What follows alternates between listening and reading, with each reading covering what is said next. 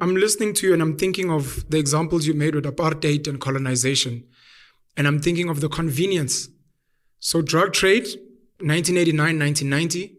Money laundering, because these people don't need to move drugs, they just move money. But if we can link them to drugs.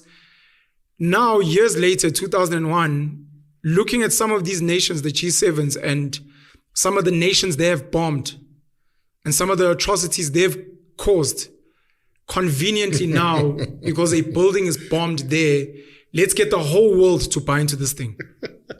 And remember, 9/11 allows them to create these rules, which a Treasury director, an American, admits that we took advantage of 9/11 to create laws into the Financial Action Task Force that we were going to internationalize.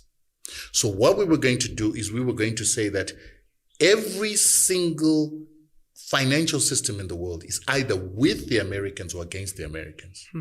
When we say these people are terrorists, then we need to make sure that if we say that we are closing their accounts, every other banking system in the world must close their banking accounts. Of those 22 nations. Because what they did is when they created these 40 recommendations as the Financial Action Task Force, they gave it to all banks across the world.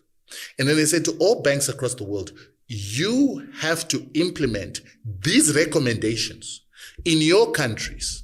You've got to make laws within your countries. You've got to create institutions like financial intelligence units in your countries. And you've got to implement these 40 recommendations, and the World Bank and the IMF will come and supervise and measure and do what I call peer reviews and assessments to see whether your banks are implementing this. And if your banks are not implementing this, then you are contaminating the international financial system. And by so doing, then we have to isolate you and your financial system from our financial system. This brings us to where South Africa is now with this threat of grey listing. What they're saying is South Africa has been compared with these 40 recommendations. And it seems South Africa is not implementing these 40 recommendations.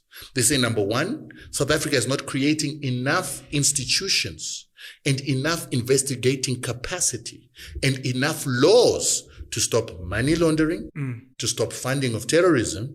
And remember, they then added what is called the proliferation of weapons of mass destruction. South Africa is not stopping these three. They've got too much organized crime in South Africa.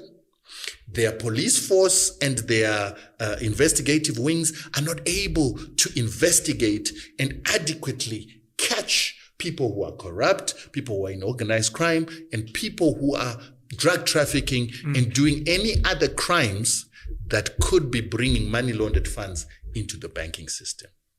They're saying that South Africa trades too much in cash.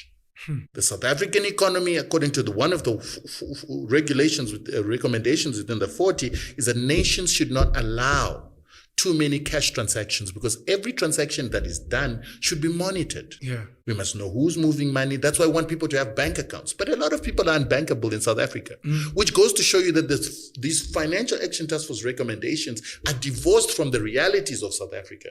So they're saying South Africa's got too many cash transactions, and a lot of cash is leaving South Africa, out of the borders of South Africa, into neighboring countries, into other African countries.